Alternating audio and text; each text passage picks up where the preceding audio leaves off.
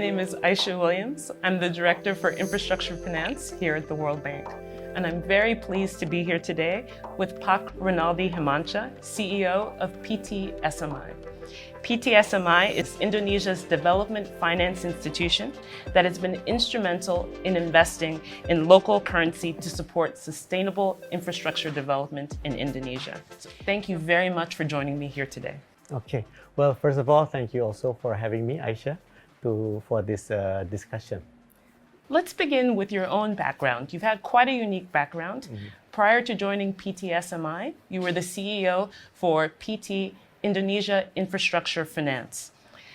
IIF has played a pivotal role in offering long-term and in local currency finance solutions in Indonesia's infrastructure sector. Can you tell me a little bit about the mission of IIF and the role that you've played in supporting sustainable infrastructure development in Indonesia? Okay, well, first of all, IIF is the subsidiary of PT-SMI. Their mandate is to be the catalyst and enabler for infrastructure-based financing in a sustainable way.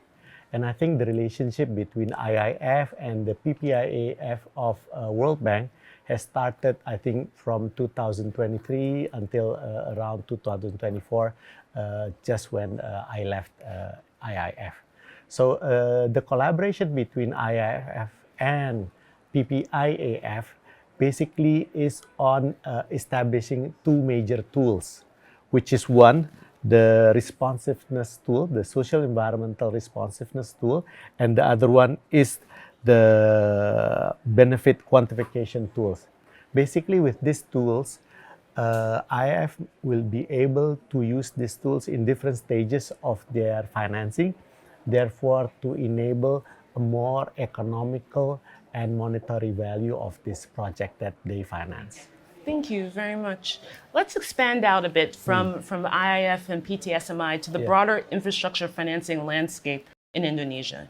The issue of local currency is one that impacts many countries that the World Bank works with, including Indonesia. What have been some of the barriers and challenges to mobilizing long-term local currency financing in Indonesia, and how have you approached that? Okay, first of all, let me give you a big landscape of the local currency financing. As you know, in Indonesia, a lot of the infrastructure projects are mainly in rupiah based. So I think for us, it's about 70% compared to 30% of non-local currency. So therefore, the depthness of the local currency financing is so huge. It's very much substantial. But then there are barriers, if you have mentioned also, especially barriers for financing infrastructure projects that are mainly on the sustainable aspect. Those kind of projects are mainly in the greenfield projects.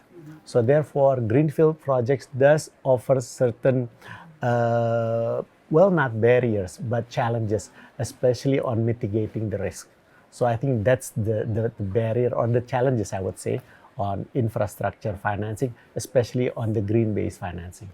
And how have you been meeting those challenges? What tools have you been implementing to try and address issues of currency mismatch, for example, particularly when we speak about green financing? Okay, well, first of all, in regard on how we would try to be able to finance greenfield projects, is really taking a deeper look in the project itself, doing what we call the technical analysis, the due diligence and all that. But then what is also important is the supporting ecosystem that made right now green financing or green projects are getting better and better. The government has also, especially the Indonesia regulatory body, has just also updated their green taxonomy to be able to make new projects much more feasible, in terms of the regulatory point of view. So I think that is quite a good move from the regulatory side. And IIF has really been at the nexus of sustainable and green financing in Indonesia.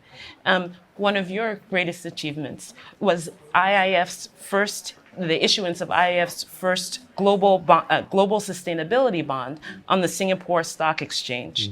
Can you share with us a bit about IIF's strategic vision on sustainability, particularly in terms of addressing climate change and mainstreaming gender in infrastructure finance? Yeah, so as I mentioned, for us, PT-SMI, we really want PTIF to really focus what they have been doing good at the moment, which is financing infrastructure project in a sustainable way.